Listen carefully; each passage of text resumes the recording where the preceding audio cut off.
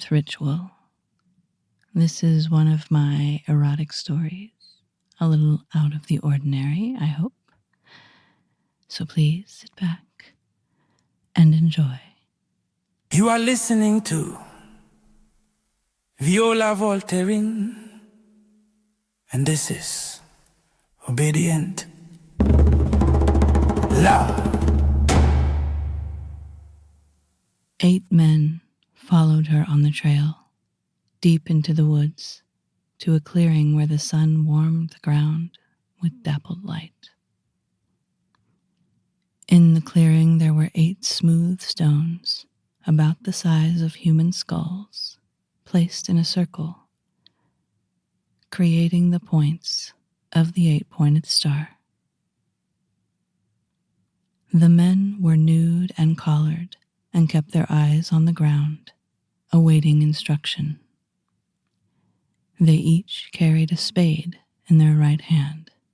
The goddess carried a healthy tree sapling, a burning pot of incense, a frame drum, and a large watering can with a thin spout.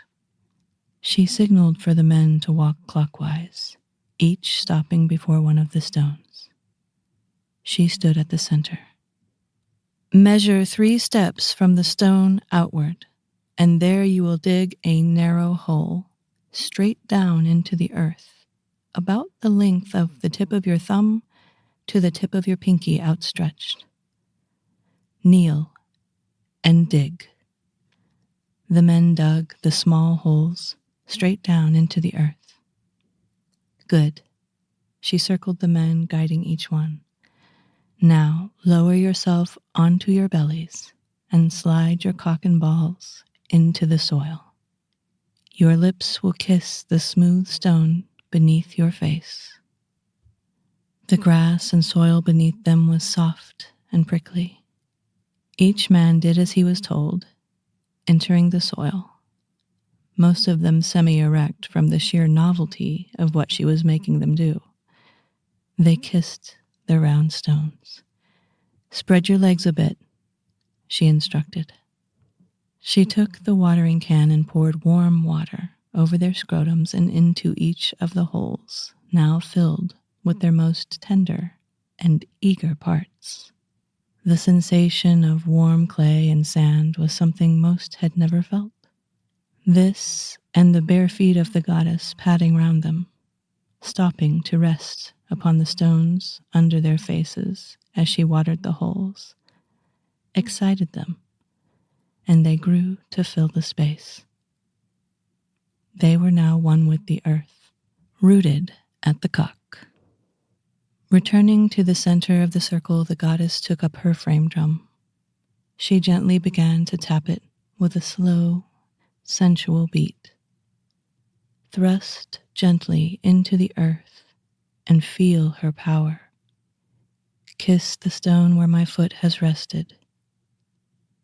She tapped gently on the drum, and the men tried to keep the beat with their hips in short, thrusting motions, the soaking wet, warm soil shifting with each movement. Moans escaped some of their lips. Now you know from whence my power comes. You are inside me now. That last sentiment seemed to excite them more.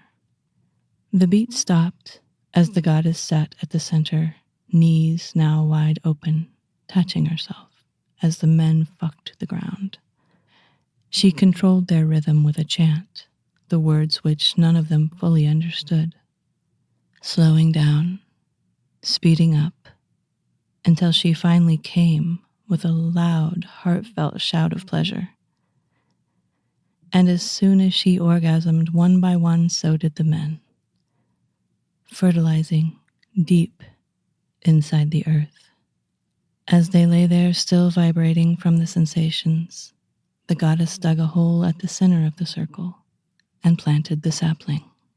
This tree will remain for centuries, perhaps even millennia, fed and nurtured by our erotic energy. If ever you are in need of inspiration or if you are feeling low, you may come here to recharge.